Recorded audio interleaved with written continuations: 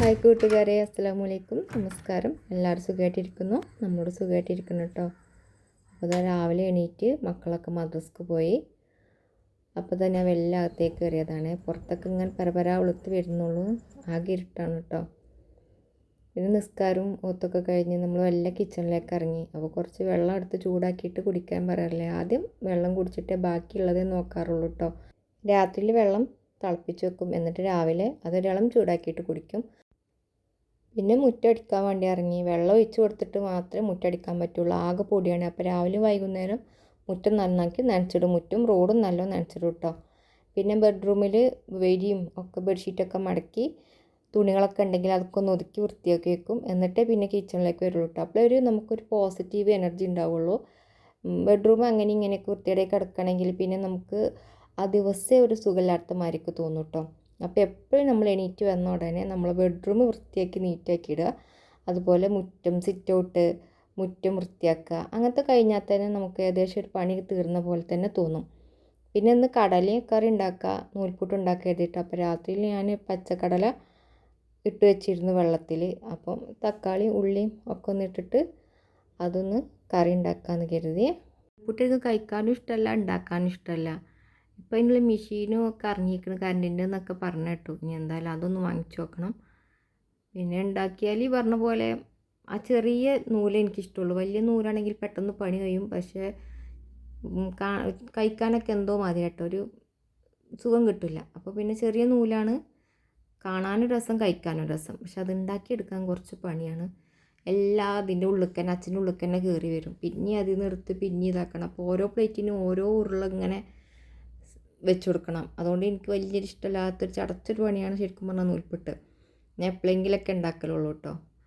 പിന്നെ അതിക്ക് തേങ്ങയൊക്കെ ഒന്ന് സെറ്റാക്കി വെക്കുക. കുക്കറിൽ ഒക്കെ ഒന്ന് വെച്ചതിന് ശേഷം തേങ്ങ അരച്ച് അതിനുള്ള കറിൻ്റെ പണിയാണ് ഒരുക്കി വെച്ചാൽ പിന്നെ കടി ഉണ്ടാക്കാൻ നോക്കിയാൽ മതിയല്ലോ. അല്ലെങ്കിൽ അതിൻ്റെ ഇടയിൽ കറണ്ട് എന്തെങ്കിലും പോയി കഴിഞ്ഞാൽ അതൊക്കെ നമുക്ക് ബുദ്ധിമുട്ടാവും. അപ്പം ഏകദേശം നമ്മൾ പണികളൊക്കെ ഇങ്ങനെ ഒരുക്കി വെക്കുക. അങ്ങനെ ആകുമ്പോൾ തന്നെ നമ്മൾ പെട്ടെന്ന് പണി തീരും കേട്ടോ. അപ്പം ഇത് ആർക്ക് വേണ്ടിയിട്ടാണ് ഈ ഡേ ഇൻ ലൈഫ് ചെയ്യുന്നത് ചോദിച്ചാൽ അധികം സബ്സ്ക്രൈബേഴ്സും ഒന്നും നമുക്കായിട്ടില്ല. എന്നാലും അതിലേതൊരു കൂട്ടുകാരി എന്നോട് ചോദിച്ചു ഡേ ഇൻ മൈ ലൈഫ് ചെയ്യുമെന്ന്. അപ്പം ഒരാൾക്കായാലും 9 ആൾക്കാരായാലും അവരുടെ വാക്കിനും നമ്മളൊരു വില കൽപ്പിക്കണമല്ലോ. അപ്പോൾ ആ കൂട്ടുകാരിക്ക് വേണ്ടിയിട്ടാണ് ഞാൻ ഈ ഒരു വ്ളോഗ് കേട്ടോ. അപ്പം ഡേ ഇൻ മൈ ലൈഫ് ചെയ്യാന്ന് വെച്ചാൽ ഭയങ്കര റിസ്ക്കുള്ള കാര്യം ഞാൻ പറയാറില്ലേ. നമ്മൾ സാധാ എടുക്കുന്ന പണിയിലേറെ കുറച്ചുകൂടെ പണി കൂടും. കാരണം അതിൻ്റെ ഇടയിൽ ആരെയും കോൾ ചെയ്യും, അല്ലെങ്കിൽ ഫോണിൽ ചാർജ് കഴിയും. അപ്പോൾ അതൊന്ന് ചാർജ് ചെയ്യാൻ പോവുക. അങ്ങനെയൊക്കെ കുട്ടികൾ ഒരു എക്സ്ട്രാ പണിയല്ലേ. അയലക്കത്തു നിന്ന് ആരെങ്കിലുമൊക്കെ സംസാരിക്കും. അതൊക്കെ എക്സ്ട്രാ ടൈം പോകുന്ന പണികളാണ്. അല്ലെങ്കിൽ ഫോൺ വിളിക്കുകയാണെന്നുണ്ടെങ്കിൽ നമ്മൾ വീഡിയോ ചെയ്യണില്ല എന്നുണ്ടെങ്കിൽ ഫോൺ വിളിച്ചുകൊണ്ട് നമുക്ക് പണി ചെയ്യാം. പക്ഷേ വീഡിയോ ചെയ്യലും ഫോൺ വിളിക്കലും ഒക്കെ പാടെ ഒന്നിച്ച് കഴിയില്ലല്ലോ. അതാ പറഞ്ഞത്, ഇങ്ങനെ ആവുന്ന സമയത്ത് ഡബിൾ പണി വരും. പിന്നെ നമ്മൾ മനസ്സിൽ ഒരു ലക്ഷ്യമിട്ട്, ഞാൻ പറയില്ലേ, രാവിലെ എണീറ്റ ഉടനെ തന്നെ നമ്മൾ പ്ലാൻ ഇടുക. എണീറ്റ ഉടനെ ഇത് ചെയ്യാം, എന്നിട്ട് അത് ചെയ്യാമെന്നുള്ളത് ഒരു പ്ലാൻ ഇട്ടാൽ മതി. അപ്പോൾ തന്നെ പെട്ടെന്ന് പണി തീരും കേട്ടോ. എനിക്ക് അത്ര അധികം പണി ഒരുപാട് ഇങ്ങനെ ചെയ്തുകൊണ്ട് എടുക്കുന്നതിന് എനിക്കിഷ്ടമല്ല. ഈ ചിലർ ഉച്ച വരെ 2 മണി വരെ 3 മണി വരെ അത് ഞാൻ ചെയ്യും. പണി ഞാൻ എപ്പോഴും ചെയ്യും. പക്ഷേ കുളിയും അലക്കലും വൃത്തിയാക്കലും ഒക്കെ കഴിഞ്ഞതിന് ശേഷം തൊടിയിലൂടെ എന്തെങ്കിലുമൊക്കെ നടന്ന് വല്ല വിത്തോ അല്ലെങ്കിൽ എന്തെങ്കിലും കുഴിച്ചിടുക, അങ്ങനത്തെ പണികളൊക്കെ ചെയ്യാൻ എനിക്കിഷ്ടമാണ്. അല്ലാതെ ഇങ്ങനെ എപ്പോഴും ഇങ്ങനെ അടിച്ചു വാരുക, തുടക്കുക, പാത്രം കഴുകുക അങ്ങനെ ചെയ്യാൻ എനിക്കിഷ്ടമല്ല കേട്ടോ.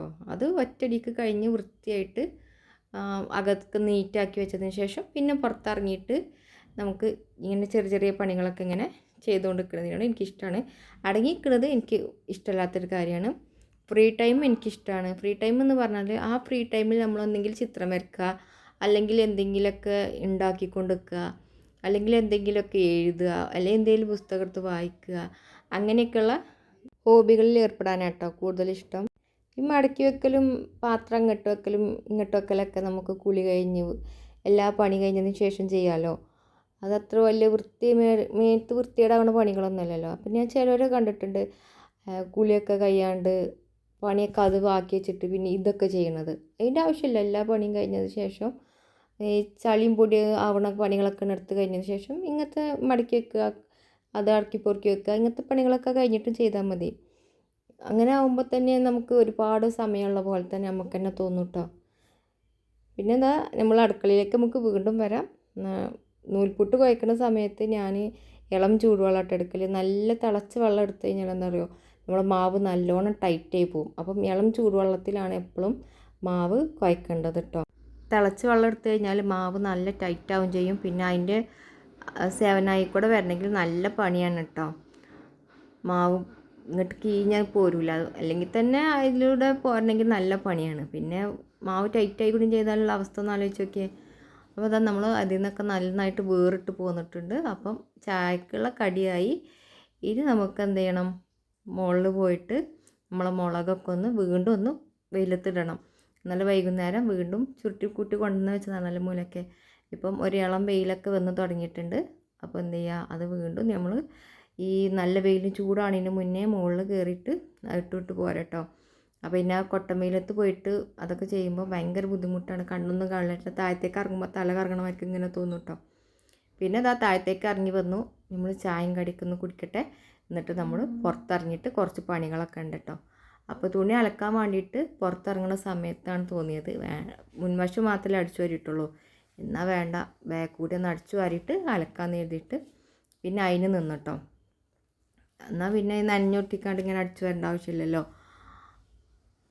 കുറച്ച് ആദ്യം കരുതി വേണ്ട, അടിച്ചു വരണ്ട, ഇന്നലെ വൈകുന്നേരം അടിച്ചു വരിയതല്ലേ. പിന്നെ ഒരു 4-5 ഇല ഇങ്ങനെ കണ്ടപ്പോൾ പിന്നെ ഒരു പൊറുതിയേട്. എന്നാൽ പിന്നെ നേരെ അതെടുത്ത് തൂത്തിട്ട് ബാക്കിയിലേക്ക് ഏർപ്പെടാമെന്ന് കരുതി. ഈ അടിച്ചു വരിക എന്നുള്ളത് ഈ പറഞ്ഞ പോലെ 1-2 ചമ്മൽ കാണുമ്പോൾ തന്നെ നമുക്ക് എന്തൊക്കെയോ അസ്വസ്ഥതയാണ്. ആദ്യം വേണ്ടാന്നൊക്കെ തോന്നും, പിന്നെ തോന്നും എടുത്ത് കളയാൻ തോന്നും. പെട്ടെന്ന് ഏറ്റവും പെട്ടെന്ന് തേഞ്ഞ് പോകുന്നൊരു സാധനം എന്താണെന്ന് ചോദിച്ചാൽ ചൂലാണ് കേട്ടോ. ഇപ്പം 4 മാസമൊക്കെ ആയിട്ടുള്ള ചൂല് വാങ്ങിയിട്ട് ഇപ്പം തന്നെ ചൂല് ഏകദേശം കുറ്റിയാലോർത്തി അടുത്ത ചൂല് ഇറക്കാനയക്കണം കേട്ടോ. നമുക്ക് മുൻവശം ഇല്ല എന്നുള്ളൂ, വീടിൻ്റെ ബാക്ക് വശമൊക്കെ അത്യാവശ്യമുണ്ട്. അപ്പം മുൻവശം കുറച്ച് നേരം ഇന്ന് അടിച്ചു വരാൻ മതി, ബാക്ക് വശം നല്ലോണം അടിച്ചു വരാണ്ട് കേട്ടോ. കുറച്ച് സമയം എടുക്കും ബാക്കത്തെ ഭാഗം ഒന്ന് അടിച്ചു വരാൻ. അപ്പോൾ വൈകുന്നേരം നല്ല ഡീപ്പാക്കിയിട്ടൊന്ന് അടിച്ചു വാരിയിടും. പിന്നെ രാവിലെ ആകുമ്പം ഒന്ന് ചെറുതായിട്ടൊന്ന് അടിച്ചു വാരിയിട്ടാൽ മതി. അപ്പോൾ അത് കഴിഞ്ഞിട്ട് പിന്നെ എന്താ ചെയ്യും, ബാക്കിയുള്ളത് അലക്കാൻ വേണ്ടിയിട്ട് നിന്നിട്ടോ. മെഷീന് കുറച്ചായിട്ട് ഇപ്പോൾ കംപ്ലൈൻ്റ് ആണ്. അപ്പോൾ ഇടയ്ക്കിടയ്ക്ക് ഇങ്ങനെ കംപ്ലൈൻ്റ് ആയിക്കൊണ്ടിരിക്കുകയാണ്. അപ്പോൾ എന്നാൽ പിന്നെ ഇനിയിപ്പോൾ അതിന് പൈസ കൊടുക്കാനാവില്ല എഴുതിയിട്ട് അതവിടെ വേണ്ടായിരുന്നു. നന്നാക്കാൻ വരേണ്ട ആളോട് പറഞ്ഞതാണ് വരാൻ, പക്ഷേ ഞാൻ പറഞ്ഞതാണ് വരണ്ടാന്ന്.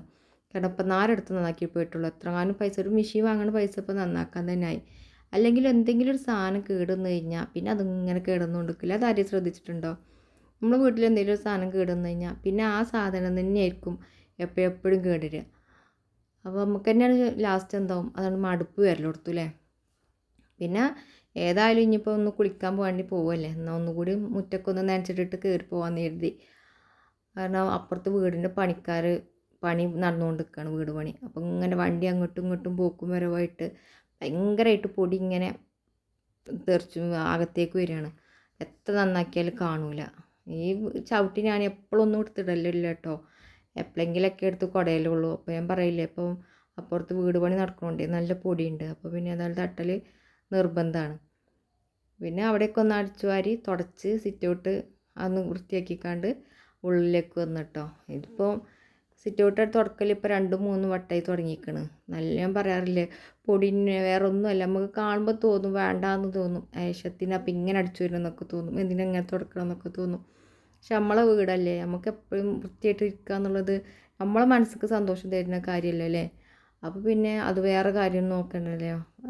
അതിപ്പോൾ ഏത് വീടാണെങ്കിലും, നമ്മളിപ്പോൾ വാടക നിൽക്കുന്ന വീടാണെങ്കിലും ചെറിയ വീടാണെങ്കിലും നമ്മൾ വിരുന്ന് പോയി നിൽക്കുന്ന വീടാണെങ്കിലും ഈ വീട് എപ്പോഴും നമുക്ക് വൃത്തിയായിട്ട് കാണാൻ തന്നെ ഇക്കാലേ സന്തോഷം.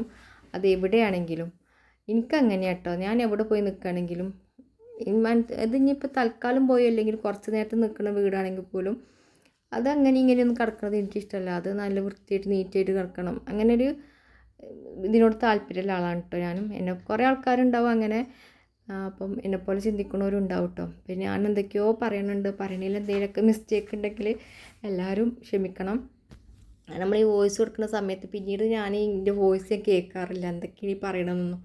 ഇങ്ങനെ നമ്മളിങ്ങനെ ബാക്ക് അടിച്ചിട്ട് വീണ്ടും എന്താ പറഞ്ഞതെന്ന് നോക്കിയിട്ട് അങ്ങനെ നോക്കണമെങ്കിൽ ഫുള്ള് കട്ട് ചെയ്ത് കളയാനേ ഉള്ളൂ. അപ്പോൾ മണിക്കൂറോളം ഇരുന്ന് ഇങ്ങനെ വോയിസ് കൊടുക്കൊണ്ടിരിക്കും. അപ്പോൾ ചടപ്പാണ് കേട്ടോ ഒരു പണി. അപ്പോൾ എന്ത് ചെയ്യും, നമുക്ക് പറയാനുള്ളതാണ് പറയുക. അത് കേൾക്കാൻ ഇഷ്ടമുള്ളവർ കേൾക്കട്ടെ, അല്ലാത്തൊരു കേൾക്കണ്ട, അങ്ങനെ കരുതണുള്ളൂ. അപ്പോൾ നമ്മൾ ചാനൽ ഒരുപാട് പേര് സബ്സ്ക്രൈബ് ചെയ്യാതെ കാണുന്നുണ്ടെന്നും സബ്സ്ക്രൈബ് ചെയ്തപോലെ തന്നെ കാണുന്നില്ല നമ്മൾ വീഡിയോ, അങ്ങനെയൊക്കെ ഉണ്ട്. ഇതൊക്കെ നമ്മുടെ ഇതിൽ പറഞ്ഞിട്ടുള്ള കാര്യം തന്നെയാണ്. നമ്മൾ ഒറ്റയടിക്കണം ഇറങ്ങുമ്പോൾ തന്നെ എല്ലാവരും നമ്മളെ അംഗീകരിച്ചോളണമെന്നില്ലല്ലോ. വഴിയൊക്കെ വന്നോളും അല്ലേ, എല്ലാം ശരിയായിക്കോളും ഇൻഷാ അല്ലാ. നമുക്ക് ആദ്യം ഒരു ചാനൽ ഉണ്ടായിരുന്നു കേട്ടോ. അന്ന് ഞങ്ങൾ ഈ പറഞ്ഞ പോലെ ഈ വീട്ടിലല്ലായിരുന്നു താമസം. അന്ന് ഞങ്ങൾക്കൊരു ഷെഡായിരുന്നു കേട്ടോ, ചെറിയൊരു വീടായിരുന്നു. ഷെഡെന്നൊന്നും പറയാൻ പറ്റില്ല, ഒരു ഓടിട്ടിട്ട് ഒരു റൂമും ഒരു ഹാളും ഒരു കിച്ചണും ഒക്കെ ആയിട്ട് ചെറിയൊരു വീടായിരുന്നു.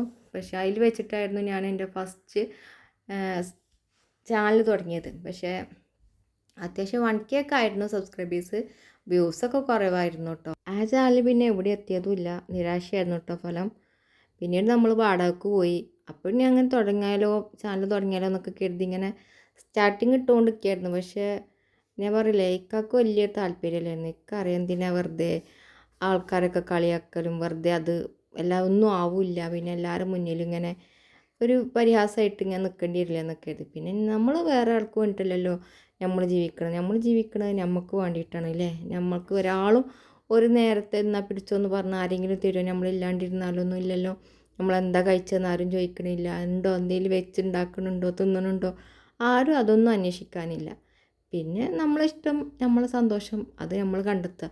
വെറുതെ ഇങ്ങനെ ഇരുന്ന് ഇതിൻ്റെ അകത്തിരുന്ന് ഓരോ ടെൻഷനും കാര്യങ്ങളും ചിന്തിച്ച് കൂട്ടി ഹാർട്ടിന് പണി കൊടുക്കുന്നത്, അത് അവരവരുടെ പണി സിമ്പിളായിട്ട് ചെയ്തോട്ടെ എന്നേ. നമ്മൾ വെറുതെ റിസ്ക് എടുത്ത് അവന് പണി കൂട്ടിക്കൊടുത്ത് പെട്ടെന്ന് അങ്ങോട്ട് അറ്റാക്ക് വന്നാലോ, അപ്പം അതിൻ്റെ ആവശ്യമില്ല. അപ്പം നമുക്കിഷ്ടമുള്ളത്, നമ്മളെ സന്തോഷം എന്താ തരുന്നത്, ആ ജോലി നമ്മൾ ചെയ്തുകൊണ്ടിരിക്കുക. എനിക്ക് ഏറ്റവും ഇഷ്ടമുള്ള ജോലി ഇതൊക്കെ തന്നെ കേട്ടോ. അപ്പോൾ നമ്മളെല്ലാം ചോദിക്കില്ല, എല്ലാവർക്കും ഓരോ കഴിവ് പഠിച്ചും കൊടുത്തിട്ടുണ്ടാവും. ആ കഴിവ് നമ്മൾ കണ്ടെത്തുക, എന്നിട്ട് അത് ചെയ്യുക. ശരിക്കും പറഞ്ഞാൽ അതുണ്ടോ എന്ന് കരുതിയിട്ട് ഒരുപാട് മേഖലകളിലേക്ക് തിരിയാൻ നോക്കി. പക്ഷേ അവിടെ ഒന്നും ഒരു ടാലൻറ്റും ഇല്ലയെന്ന് മനസ്സിലായത് ശേഷം കേട്ടോ എൻ്റെ എന്താ ജോലി, എനിക്കെന്താ താല്പര്യം, എനിക്കെന്താ കഴിവ് വെച്ചാൽ ക്ലീനിങ് ആണ്. അപ്പോൾ പിന്നെ ആ ക്ലീനിങ് വെച്ചിട്ട് എന്തെങ്കിലുമൊക്കെ ആവാൻ പറ്റുമെന്ന് ഞാനൊന്ന് നോക്കട്ടെ എന്ന് കരുതിയിട്ട് ഇറങ്ങിയതാണ് കേട്ടോ. അപ്പം ഇത്രയൊക്കെ തന്നെ ഉള്ളൂ എനിക്ക് പറയാനുള്ളത്. ഇതിലെന്തെങ്കിലുമൊക്കെ മിസ്റ്റേക്ക് പറയുന്നുണ്ടോ, എന്തെങ്കിലും തെറ്റായിട്ടുള്ള പറയുന്നുണ്ടോ, ആരെയും വേദനിപ്പിക്കുന്നുണ്ടോ എന്നൊന്നും എനിക്കറിയില്ല. എന്തെങ്കിലും വാക്കുകൊണ്ടോ എന്തെങ്കിലുമൊക്കെ മനസ്സിലേക്ക് വേദനിപ്പിക്കണം, എന്തെങ്കിലും വാക്കുകൾ ഇതിൽ ഞാൻ പറഞ്ഞിട്ടുണ്ടെങ്കിൽ എല്ലാവരും എന്നോട് ക്ഷമിക്കണം. ആരെങ്കിലും നമ്മളെ ചാനൽ സബ്സ്ക്രൈബ് ചെയ്യാതെ കാണുന്നുണ്ടെങ്കിൽ എല്ലാവരും ഒന്ന് സബ്സ്ക്രൈബ് ചെയ്യാനും ഒന്ന് ഷെയർ ചെയ്യാനും കമൻറ്റ് ചെയ്യാനും ഒന്നും മറക്കരുത് കേട്ടോ. സബ്സ്ക്രൈബ് ചെയ്യുന്നത് അത്ര വലിയ ബുദ്ധിമുട്ടുള്ള പണിയൊന്നുമല്ലല്ലോ. നിങ്ങൾക്ക് ഇഷ്ടമുണ്ടെങ്കിൽ കണ്ടാൽ മതി, അല്ലെങ്കിൽ സ്കിപ്പ് ചെയ്ത് വിടാം. അപ്പം എല്ലാവർക്കും ഇഷ്ടമുണ്ടെങ്കിൽ കേട്ടോ, നമ്മളിപ്പോൾ ആരെയും നിർബന്ധിക്കാനൊന്നും പറ്റുന്നൊരു കാര്യമല്ലല്ലോ ഇതിന്. ഞാൻ ആദ്യമൊക്കെ ഒരുപാട് ആൾക്കാരെ സബ്സ്ക്രൈബ് ചെയ്ത് സപ്പോർട്ട് ചെയ്തിട്ടുണ്ട്. കാരണം എനിക്കറിയായിരുന്നു അവർക്ക് അതിൽ കഴിയുന്നതിൻ്റെ ബുദ്ധിമുട്ട്, അവർ എത്രത്തോളം എഫേർട്ട് എടുക്കുന്നുണ്ടെന്നൊക്കെ എനിക്കറിയാം. അപ്പോൾ ഞാൻ ഒരുവിധം എൻ്റെ കണ്ണിൽ കാണുന്ന ഒരുപാട് സാധാരണക്കാരായിട്ടുള്ള ഒരുപാട് പേരെ ഞാൻ സബ്സ്ക്രൈബ് ചെയ്തിട്ടുണ്ട്. ഇൻഷാ അല്ലാ മാഷാ അല്ലാ, അവരൊക്കെ ഇന്നിപ്പോൾ ഞാൻ അവരൊക്കെ കാണുമ്പോൾ അവരെവിടെയെങ്കിലുമൊക്കെ എത്തിയവരായിട്ടുള്ള ഒരുപാട് പേരുണ്ട് കേട്ടോ. അപ്പോൾ എനിക്കൊരുപാട് സന്തോഷമുണ്ട്. അപ്പോൾ നമ്മളും അതിൻ്റെ ഒരു ഭാഗമായല്ലോ എന്ന് കരുതിയിട്ട് അഭിമാനം തോന്നുന്നുണ്ട്. അപ്പോൾ വീണ്ടും നമുക്ക് നമ്മുടെ കിച്ചണിലേക്ക് തന്നെ പോവാം. പാത്രം കഴുകലൊക്കെ കഴിഞ്ഞതിന് ശേഷം ചോറിന് വെള്ളം കൊണ്ടുവന്ന് വെച്ചിരുന്നു. സാധാരണ അടുപ്പത്ത് ഉണ്ടാക്കാറുണ്ട്, പക്ഷെ ഇപ്പോൾ ഞാൻ എപ്പോഴും ഇങ്ങനെ അടുപ്പ് യൂസ് ചെയ്യണില്ല. കാരണം പുകയൊക്കെ ഇങ്ങനെ ഉള്ളിലേക്ക് ഇങ്ങനെ വരുന്ന അവിടെ ഇങ്ങനെ പുക പിടിക്കുമോ എന്നൊരു സംശയം തോന്നുക. അങ്ങനെ അടുപ്പൊക്കെ തിരിയൂട്ടി കഴിഞ്ഞ ശേഷം അവിടെ ഇങ്ങനെ തുടച്ച് നിൽക്കണം. അപ്പോൾ എപ്പോഴെങ്കിലുമൊക്കെ നമുക്ക് അടുപ്പിലുണ്ടാക്കാൻ എഴുതിയിട്ട് റൈസ് കുക്കറിൽ ഇറക്കി വെച്ചാൽ പിന്നെ അതിക്ക് തിരിഞ്ഞ് വെക്കണ്ടല്ലോ. അപ്പം ചോറ് തിളപ്പിച്ച് അത് റൈസ് കുക്കറിലേക്ക് ഇറക്കി വെക്കുന്നുണ്ട്. അതിൻ്റെ ഇടയിൽ കൂടെ അകത്തുള്ള പ്ലാന്റ്സൊക്കെ ഒന്ന് നനച്ചു കൊടുത്തു. പിന്നെ മീൻ കറി ഉണ്ടാക്കി, മീനിൽ പൊരിക്കാനുള്ള കായം കൂട്ടി വെച്ചിട്ട് പിന്നെ കുളിക്കാൻ പോയിട്ടോ. പിന്നെ കുളി കഴിഞ്ഞ് വന്നതിന് ശേഷമാണ് ബാക്കിയുള്ള പണിയൊക്കെ ചെയ്യണത്. അപ്പോൾ മീനിക്ക് കറിക്കിടാനുള്ള ഉലുവ നോക്കിയപ്പം പൊടിച്ച പൊടി കഴിഞ്ഞിട്ടുണ്ട്. അപ്പോൾ പിന്നെ ഉലുവയും വലിയ ജീരകവും മല്ലിയൊക്കെ ഒന്ന് വറുത്ത് പൊടിച്ചേക്കാന്ന് കരുതിയിട്ട് അത് വറുത്ത് മാറ്റി വെക്കുന്നുണ്ട് കേട്ടോ. ഇത് ഞാൻ വൈകുന്നേരമാണ് ചെയ്യണത്. ഉച്ചയ്ക്ക് കറി മാത്രം മതിയല്ലോ. പിന്നെ വൈകുന്നേരമാണ് ഞാൻ മീൻ പൊരിച്ചത് കേട്ടോ. അപ്പോൾ പൊരിച്ചാൽ നോക്കിയപ്പോഴാണ് പൊടികൾ മസാലകൾ കഴിഞ്ഞത്. അപ്പോൾ പിന്നെ അതൊക്കെ ഒന്ന് വറുത്ത് ചൂടാറിട്ട് എഴുതിയിട്ട് മാറ്റി വെച്ചിരിക്കണം കേട്ടോ. ചൂടാറിയിട്ട് പൊടിച്ചാന്ന് എഴുതിയിട്ട് പിന്നെ മുളകൊക്കെ നന്നായിട്ട് ഉണങ്ങിയിട്ടുണ്ട്. അപ്പോൾ അതൊക്കെ ഒന്ന് കൊണ്ടുപോയി വെച്ചു. പിന്നെ സുർക്ക നമ്മൾ പൊട്ടണ കുപ്പിയിലേക്ക് മാറ്റിക്കുന്നുണ്ട്. അതിൻ്റെ അടിയിലൂടെ നമ്മൾ മസാലകളൊക്കെ പൊടിച്ചിട്ടുണ്ട്. അപ്പോൾ ഇത്രയൊക്കെ ഉള്ളൂ നമ്മുടെ ഇന്നത്തെ ചെറിയ വീഡിയോ. പിന്നെ പതിവ് പോലെ നമ്മൾ ഭക്ഷണമൊക്കെ കഴിച്ച് കിടന്നുറങ്ങി. എല്ലാ മസാലകളും പൊടിച്ചതൊക്കെ കുപ്പിയിലാക്കി നമ്മൾ വലിയ ജീരകവും ഉലുവയും മല്ലിയൊക്കെ ഇട്ട് പ്രത്യേക ഒരു മിക്സൊക്കെ പൊടിച്ച് അത് നമ്മൾ മീനിക്കും ഇറച്ചിക്കും ഇടാനുള്ളതാണ് കേട്ടോ. അപ്പോൾ അതങ്ങനെ മാറ്റി വെക്കുന്നുണ്ട്. അപ്പോൾ ഇത്രയൊക്കെ ഉള്ളൂ ഇന്നത്തെ നമ്മുടെ ചെറിയ വീഡിയോ എല്ലാവർക്കും ഇഷ്ടമായെന്ന് കരുതുന്നു. അപ്പം വീണ്ടും അടുത്ത വീഡിയോയിൽ കൂടുതൽ വിശേഷങ്ങളുമായിട്ട് വീണ്ടും കാണാം. അതുവരെ എല്ലാവർക്കും അസ്സലാമു അലൈക്കും. Bye bye.